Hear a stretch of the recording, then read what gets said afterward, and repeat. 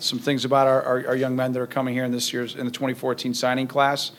I believe we've got 8 different states represented. 4 of the 16 guys are from Chicagoland, so to speak. So it's 25% of our class. Three in specific are from Chicagoland, 4 from the state. Pretty balanced, 7 on offense, 8 on defense. The overall record of the team is the class is 146 and 62. Academically, this is probably the strongest class, or one of the that we've recruited. Average GPA is right around a 3.65, which is I'll take anybody on having a GPA like that in the country from a signing class. We offered 66 kids a year ago. There's 66 families in the country that knew we wanted their son.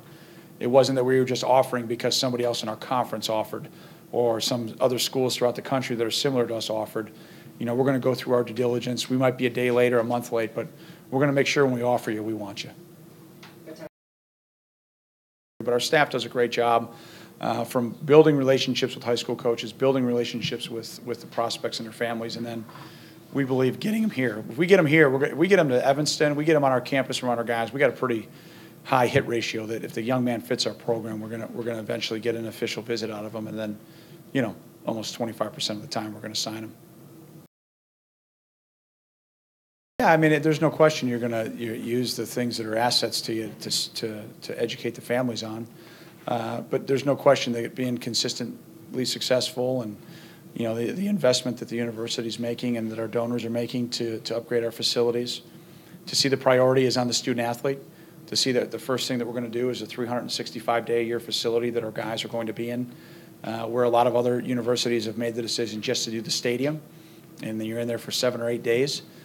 We've made the priority the student athletes, and to me, I think that's really exciting for the guys.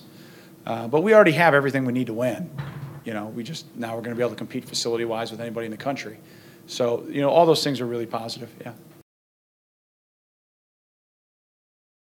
Got to be more selective? Yeah, well, I think, first of all, every kid wants to play close to home if they can. They want to play for a winner.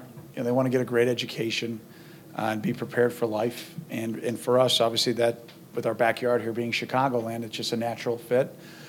Being a Chicagoan myself, it gives me, I think, a big leg up on any of the coaches that come here from a standpoint that I've either competed against these coaches when I was a player, they were an assistant, or we've been here long enough now, almost going on a decade, that, what you see is what you get. There's nothing hidden with our program.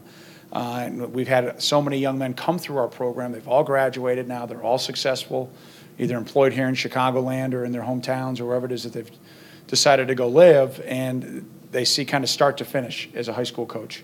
And it's not, hey, someday we're going to do this or someday we're going to do that. They get to see it, and they get to feel it, and they get to be a part of it.